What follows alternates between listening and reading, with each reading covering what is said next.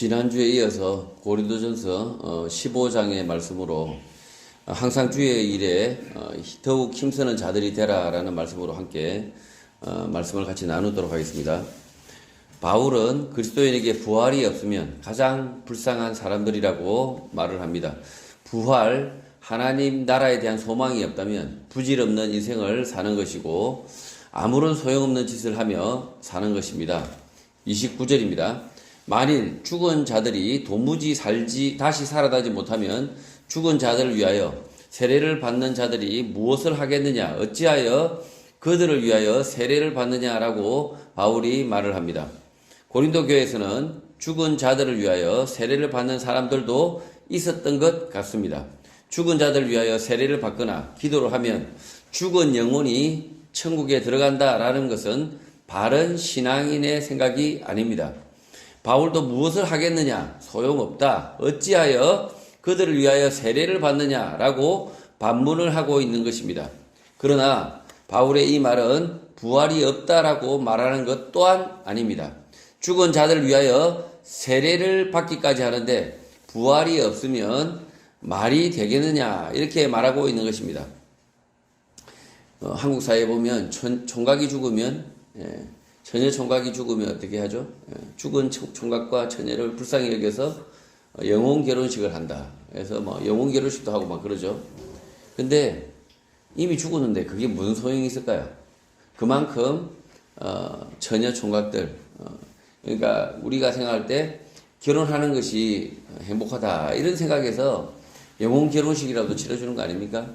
마찬가지죠. 이 바울이 지금 이렇게 설명하는 거는 죽은 사람들을 위해서 세례를 베푸는 고린도 교회인들이 있었다는 거죠.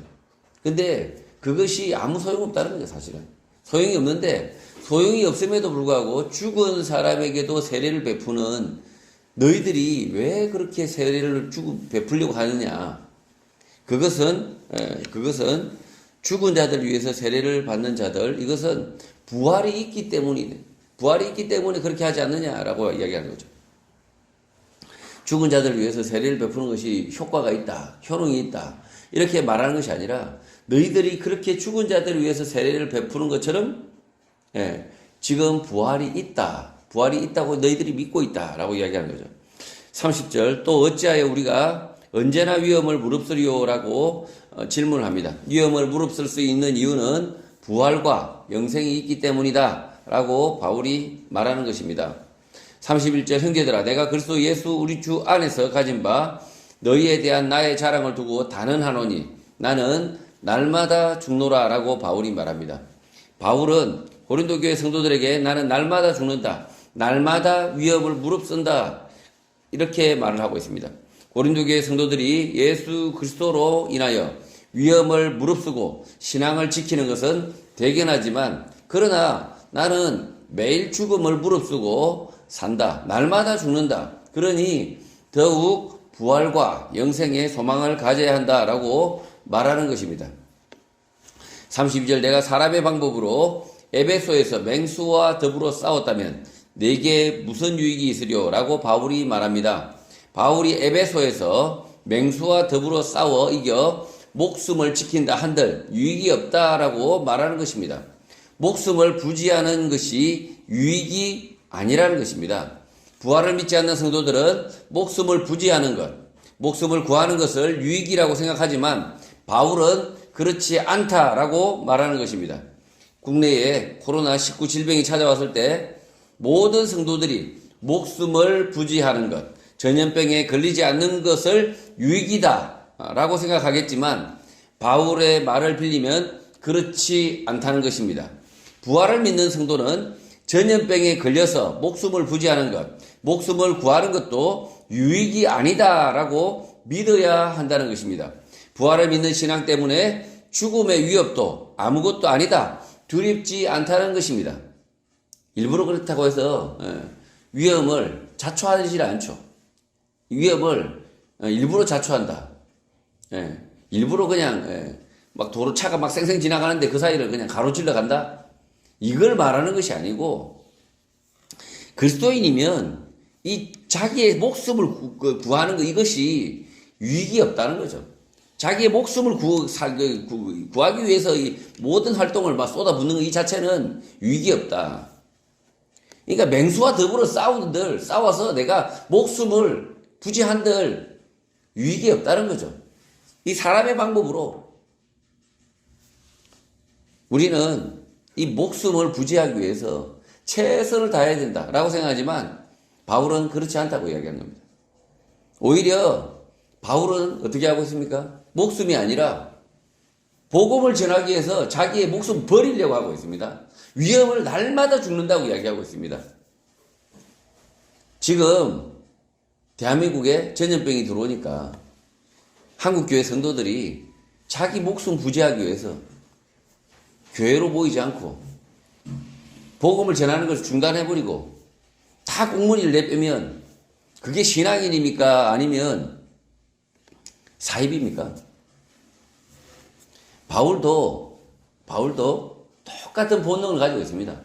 바울이 일부러 막 죽고 싶어서 환장한 사람이 아닙니다. 똑같이 바울도 공포와 위험을 느끼는 그런 인간임에도 불구하고 바울은 맹수와 더불어 싸웠다면 내게 무슨 유익이 있으리요? 라고 말하고 있습니다. 바울이 죽음이 두렵지 않다라고 말하고 있는 것이 아니라 예수 그리스도의 그 일을 위해서, 복음을 위해서 그 위험을 오히려 무릅쓰고 날마다 죽는다라고 하는 이야기를 반복하고 있는 것입니다. 그러나 죽은 자가 다시 살아나지 못한다면 내일 죽을 터이니 먹고 마시자라고 말하는 것이 당연하다고 바울은 말합니다. 부활을 믿지 않는 사람에게 어차피 죽을 텐데 먹고 마시자, 괴로움이 닥치면 자살을 선택하는 것이 당연하다. 그럴 수 있다는 것입니다. 부활 신앙이 없다면, 영생이 없다면 먹고 마시고 최대한 즐겨야 됩니다. 최대한 즐기셔야 됩니다. 아니 부활도 없고 영생도 없는데 뭐하러 그렇게 지금 이렇게 스스로 절제하고 스스로 고난을 겪습니까? 최대한 즐기셔야지. 이 땅에서 최대한 많은 자원들을 소비하시고 그러셔야죠. 33절 속지 말라. 악한 동무들은 선한 행실을 더럽힌다고 말합니다. 여기서 악한 동무들은 부활 신앙이 없는 사람입니다. 전염병으로 죽을까봐 염려를 하는 사람들이고 목숨을 구하는 것이 유익이라고 생각하여 선한 행실을 더럽힌다는 것입니다. 한국 교회가 코로나19 전염병을 이유로 예배로 모이지 않고 모든 봉사활동을 중단하고 교회 문을 걸어 잠그며 순응한 것은 선한 행실을 더럽힌 대표적인 사례입니다. 전염병이 창궐하더라도 부활의 믿음을 가지고 선한 행실은 계속하여야 하는 것입니다. 34절 깨어 의를 행하고 죄를 짓지 말라고 경고를 합니다. 고린도 교회에 죄를 짓는 무리가 있다는 것입니다. 그 죄는 의를 행하지 않는 것입니다. 가만히 있으면 아무것도 하지 않고 방관을 하면 죄의 강물에 떠내려 가는 것입니다. 의를 행하라는 하나님을 알지 못하는 자가 있다. 성도라고 하면서 의를 행하지 않는다. 아무것도 하지 않으면서 성도라고 하는 사람들이 있는데 내가 너희를 부끄럽게 하기 위하여 이렇게 말하는 것이라고 합니다.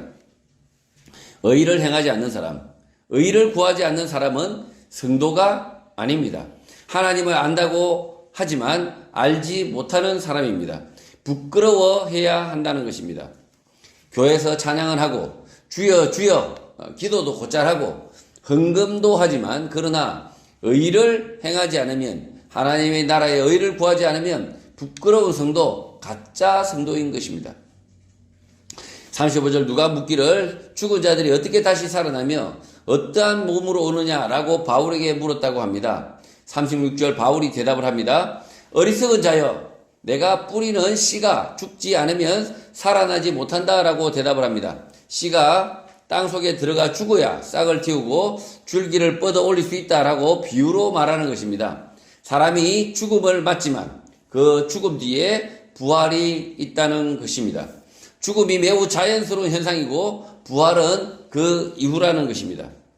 37절 또 내가 뿌리는 것은 장래의 형체를 뿌리는 것이 아니요 다만 밀이나 다른 것의 알맹이 뿐이다 라고 말합니다. 씨를 뿌릴 때 줄기나 잎이 있는 장래의 형체를 뿌리는 것이 아니라 밀, 알맹이 같은 것을 뿌린다는 것입니다. 죽음 이전과 이후가 전혀 다르다라는 것을 말하는 것입니다. 죽을 때 우리의 몸과 부활 이후에 우리의 몸은 전혀 다르다라는 사실을 말하는 것입니다. 그러니까 지금 육체로 살고 있는 것을 밀이나 알맹이다라고 이야기하고 있고요. 죽음 이후에 우리의 몸을 이렇게 줄기나 나무다 이렇게 이야기하는 거죠. 그러면 이 알맹이가 이 씨앗과 이 나무가 어떻게 다르냐? 그러니까 이 씨앗은 이 땅에서의 삶은 이 천국의 영생의 삶을 모두 다 담고 있지만 이 안에 알맹이 속에 숨어 있다는 거죠. 숨어 있지만 그러나 이 형체는 너무나 다르다는 거죠. 너무나 다르다. 이게 우리가 죽기 전에 이 인간의 삶과 죽음 이후에 우리가 영생의 삶은 너무나 다르다. 이 열매와 같다. 씨앗과 같다. 이렇게 바울이 이렇게 말하고 있는 겁니다. 38절 하나님이 그 뜻대로 그에게 형체를 주시되 각 종자에게 그 형체를 주신다라고 말씀합니다. 부활 이전에 우리의 삶의 씨앗, 종자인데 부활 이후 그 형체를 갖추고 있다라고 말하고 있는 것입니다. 우리의 삶을 자세히 들여다보면 부활 이후의 삶을 알 수가 있다는 것입니다. 거룩한 사람은 거룩한 형체, 정의로운 사람은 정의로운 형체, 헌신적인 사람은 헌신적 형체를 이미 이 땅에서도 갖추고 있는데 부활 이후 완전해진다는 것입니다. 그러니까 이 씨앗, 종자처럼 이렇게 숨겨져 있다가 이 땅의 삶을 살고 가다가 이게 죽는 것처럼 보이잖아요. 씨앗이. 이 땅에서 죽는 것처럼 보입니다.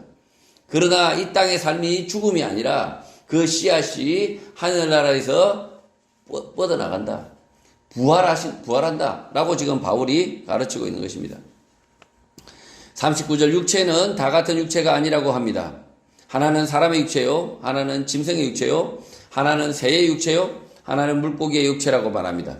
사람의 육체는 다르다. 부활 이후를 준비하는 씨앗이다. 라고 말하는 것입니다.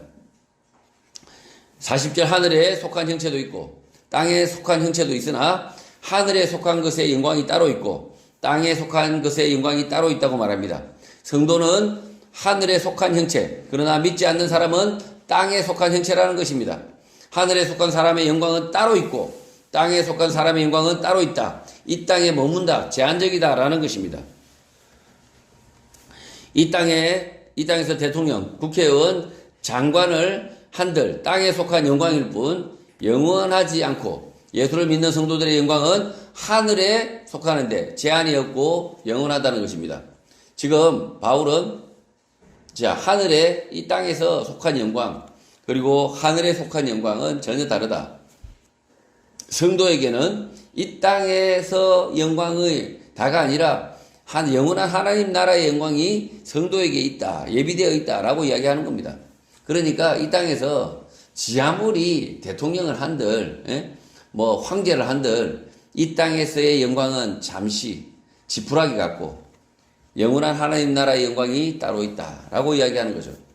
41절 해의 영광이 다르고 달의 영광이 다르며 별의 영광도 다른데 별과 별의 영광이 다르도다라고 차이를 말합니다. 바울은 이 땅을 살아가는 모든 사람이 각자 다른 영광을 가지고 사는데 땅의 영광을 끝으로 마지막이 되는 사람은 되지 않아야 하는 것입니다. 이 땅의 삶이 마지막의 영광이다. 대통령이 이 땅에서의 마지막 영광이다. 죽고 나면 끝이라는 거죠. 지옥에 간다는 거죠. 그래서 이 땅의 영광, 해의 영광, 달의 영광, 별의 영광도 다 다른데 하물며 이 땅에서의 땅의 영광에서 머물러 버리면 영원한 하나님의 나라의 영광이 없다라는 거죠. 42절 죽은 자의 부활도 그와 같은데 썩을 것으로 심고 썩지 아니할 것으로 다시 살아난다고 말합니다. 성도는 이 땅에서 수고를 하지만 하나님 나라에서 썩지 않는 것으로 다시 살아난다. 부활한다라고 말하는 것입니다. 43절 욕된 것으로 심고 영광스러운 것으로 다시 살아나며 약한 것으로 심고 강한 것으로 다시 살아난다고 말합니다. 이 땅에서 고생하며 살지만 하나님 나라에서 영광으로 다시 살아난다. 약한 것으로 심겨졌지만 죽음과 부활 이후 강한 것으로 다시 살아난다는 것입니다. 44절 육의 몸으로 신고 신령한 몸으로 다시 살아나나니 육의 몸이 있은즉 또 영의 몸도 있다라고 바울이 말합니다. 이 땅에서 육의 몸으로 심으며 살지만 부활 이후 신령한 몸으로 산다라는 것입니다. 또 육의 몸이 있어야 영의 몸, 부활의 몸도 있다라고 바울이 말합니다. 자, 지금 여러분들 중에 육의 몸에 대해서 불만이 있으신 분 있습니까? 저도 약간 이제 불만이 있더라고요. 다른 사람들은 내보다 이렇게 사진을 찍고 보면 다른 사람들이 다 키 큰 사람들만 있어요. 그러면 왠지 좀 불만이 생기죠. 아니, 기왕 태어날 거면 좀 키 크게 태어나지. 이게 뭐야? 이런 생각이 들죠. 그런데 지금 바울은 그렇게 이야기하고 있지 않습니다. 그 보잘것없는 몸, 그 보잘것없는 인생, 그 보잘것없는 육이 있어야, 육이 있어야 부활의 몸, 영원한 부활의 몸, 아주 멋있는 변화될 몸, 부활의 몸도 있다라고 바울이 말합니다. 지금 이 땅에서는 머리 빠지고 키 작고 못생기고 그 다음에 멸시받고 욕만 먹고 그런 육체의 몸을 가지고 있다 하지만 그 몸이 있어야, 그 천대받을 그 몸이 있어야 영원한 하나님의 나라에서 부활의 몸이 있다라고 바울이 지금 말하고 있는 것입니다. 그래서 지금 이 육체 안에서만 살 것이 아니라면 우리가 영생의 소망이 있고 부활의 소망이 있다면 지금 조금 못생겼다 하더라도 불만 가지지 마시고 이 육체의 몸, 이 제한된 몸을 통해서 영원한 하나님 나라에 부활의 몸이 있다라는 사실을 바울이 가르치고 있으니까요. 그러니까 만족하라는 것이 아니라 만족할 수 없죠. 솔직하게 기왕 태어날 거면. 그러나 지금 이 땅에서의 삶이 끝이 아니라는 사실을 믿으시라는 거죠. 이 땅에서 부족한 장애인으로 태어났는데 장애를 만족할 사람이 아무도 없습니다. 장애인으로 태어나면 장애에 대한 불만이 가득합니다. 그러나 그 가득한 불만이 이 땅에서 해결이 될까요? 해결이 안 되는 경우가 더 많습니다. 그렇다면 부활의 몸이 있다라고 하는 바울의 설교에 관심을 가져야 된다는 거죠. 45절 기록된 바 첫사람 아담은 생명이 되었다 한 것 같이 마지막 아담은 살려주는 영이 되었다고 말합니다. 첫사람 아담이 생명이 되어 이 땅에서 숨을 쉬며 살았지만 마지막 아담 예수는 살려주는 영, 부활의 영이 되었다고 말합니다. 46절 그러나 먼저는 신령한 사람이 아니요 육의 사람이요 그 다음에 신령한 사람이라고 말합니다. 아담은 육의 사람이고 예수는 신령한 사람이라는 것입니다. 한 사람의 삶 가운데 육의 사람, 아담의 삶이 있고 죽음 이후 신령한 사람, 부활의 삶, 예수의 삶이 있다는 것입니다. 자, 여러분, 지금 키 작고 못생기고 답답한 나의 삶이 있지만, 그러나 그 아담의 삶이 있지만, 육의 삶이 있지만, 그러나 죽음 이후에 예수 그리스도와 같이 우리도 부활의 삶이 있다는 것입니다. 그 부활의 삶을 믿는다면 우리는 신령한 사람, 거룩한 사람으로 다시 우리가 죽은 이후에 부활한다. 예수 그리스도의 삶을 산다라는 것을 믿어야 한다는 거죠. 47절 첫사람은 땅에서 났으니 흙에 속한 자이거니와 둘째 사람은 하늘에서 나셨다라고 말합니다. 첫사람 아담은 흙에서 속한 자, 둘째 사람 예수는 하늘에서 속했다라고 말하는 것입니다.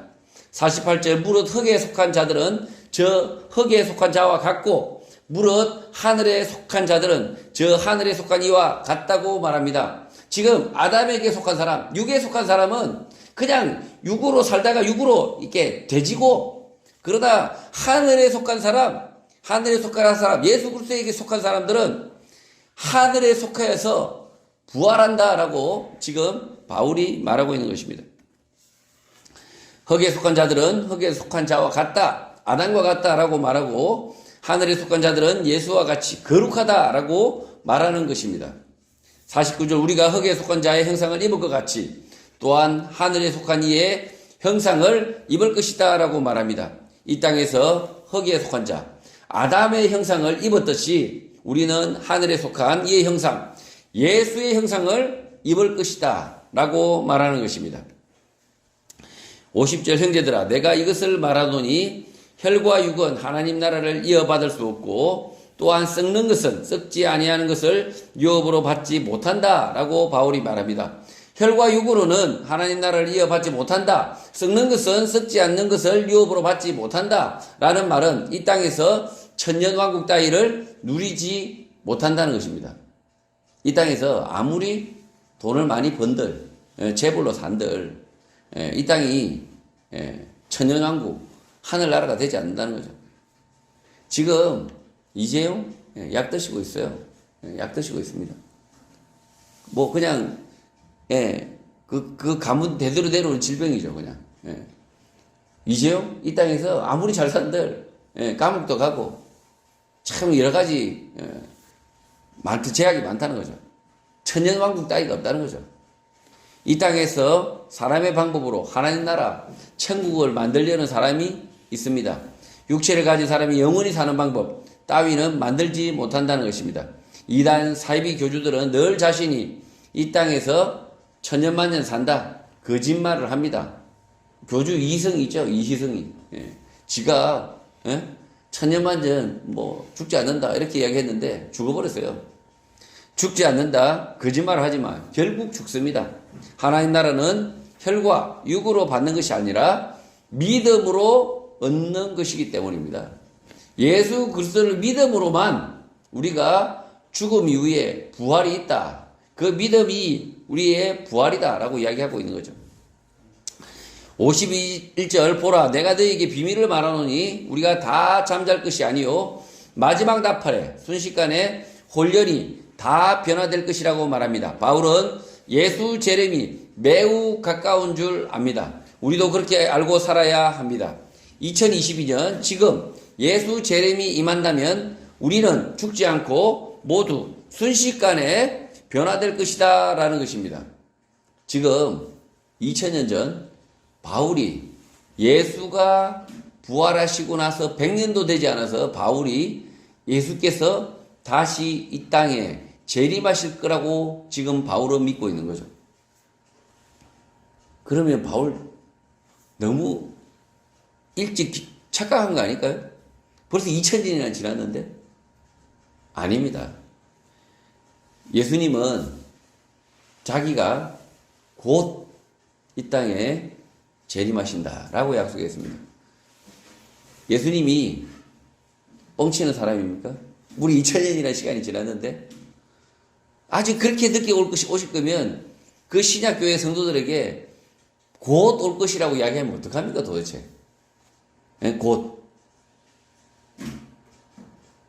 자, 지금 우리가 시간 속에 이렇게 시간 속에 갇혀 삽니다.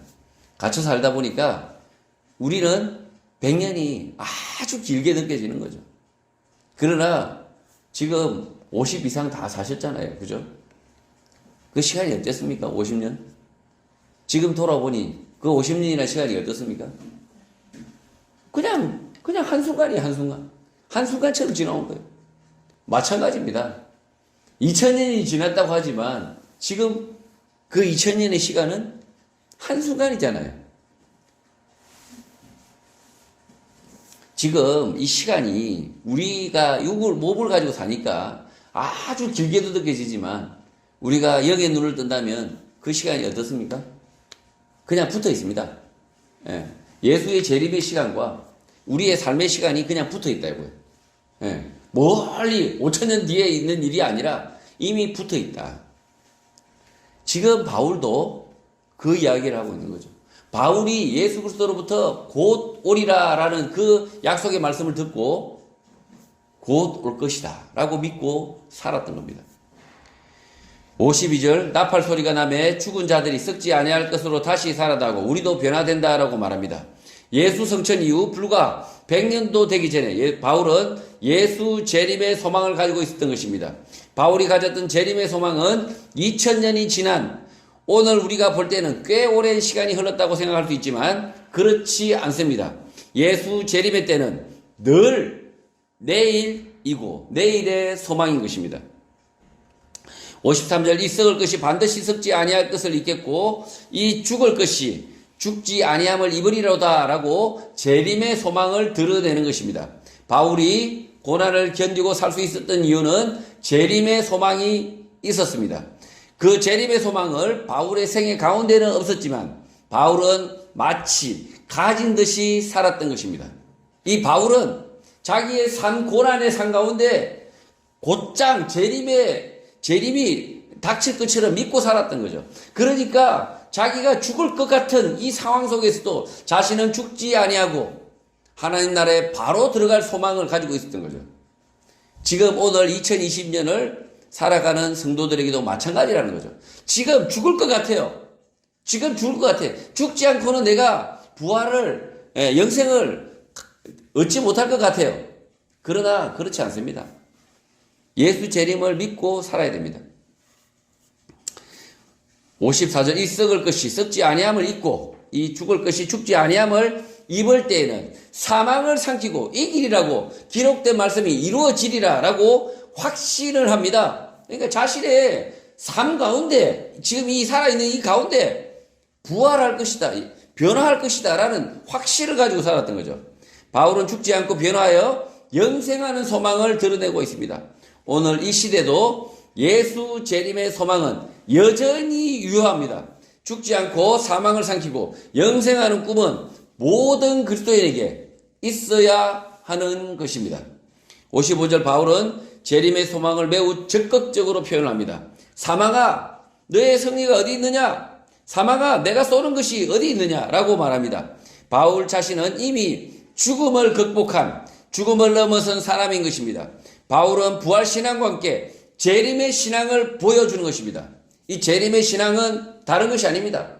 내가 죽음 이전에 하나님께서 예수님께서 재림하신다, 재림하실 수 있다라는 그것을 믿는 그것이 재림의 신앙입니다. 부활의 신앙도 믿어야 되지만 내가 죽음 이후에 부활한다 그 사실도 믿어야 되지만 예수 그리스도께서 언제 우리 이 땅에 오실지 모른다. 그 재림의 신앙도 믿어야 된다는 거죠. 이 두 가지의 신앙이 없다면 그리스도인으로 살 수 없다는 거죠. 반드시 죽어야만 부활한다라고 믿는다면 참 이 땅의 삶이 힘든 거예요. 죽을 때까지 고생해야 되는구나. 답이 없어요, 답이. 죽을 때까지 고생하고 살아야만이 내가 영생 얻는다. 답이 없어요. 예수님은 그렇게 말씀하지 않으셨어요. 우리가 이 땅에서 사는 동안에도 이 땅의 삶의 고난의 삶 가운데서도 홀연히 예수 그리스도께서 재림하실 수 있다라는 이 신앙을 붙들어야 된다는 거죠. 그런데 이 예수님께서 말씀하신 이 재림의 시간, 이 시간이 굉장히 가깝다는 거죠. 굉장히 가까운데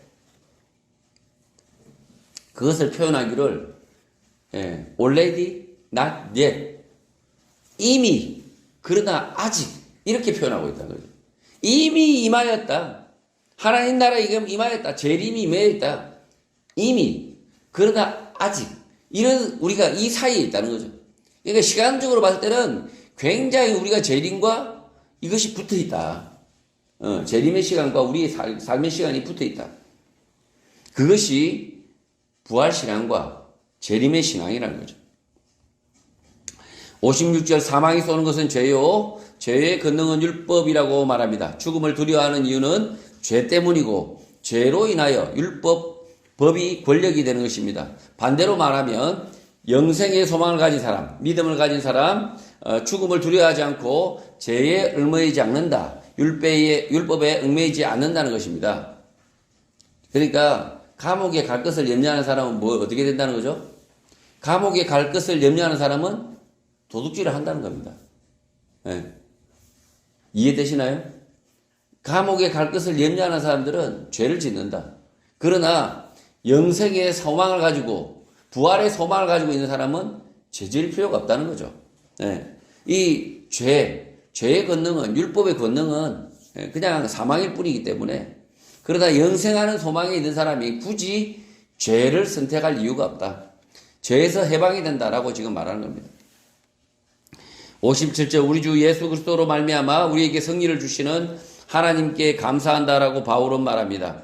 부활과 영생의 소망을 주시는 예수 그리스도 그를 우리에게 보내신 하나님께 감사한다라고 말하는 것입니다.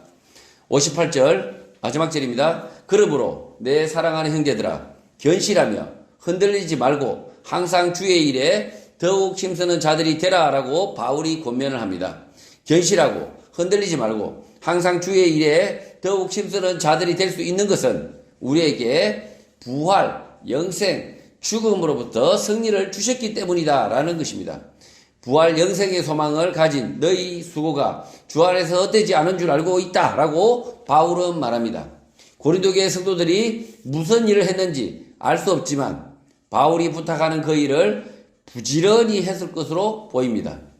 성도 여러분, 죽음을 뛰어넘어 승리를 하셨습니까? 예수 부활의 소망을 가지고 있으십니까? 예수 재림의 소망을 가지고 있으십니까? 바울은 예수 그리스도의 부활로 인하여 죽음을 넘어섰고 그 죽음을 넘어섰을 뿐 아니라 살아생전 재림의 소망까지 가지고 견실하게 흔들리지 않고 주의 일을 했던 것입니다. 죽음을 뛰어넘는 부활과 영생의 소망이 없고 살아생전 예수 그리스도 재림의 소망이 없다면 주의 일은 하지 못합니다. 예수 부활의 소망과 재림의 소망을 가지고 주의 일을 부지런히 하는 성도가 되시기를 주님의 이름으로 축복합니다.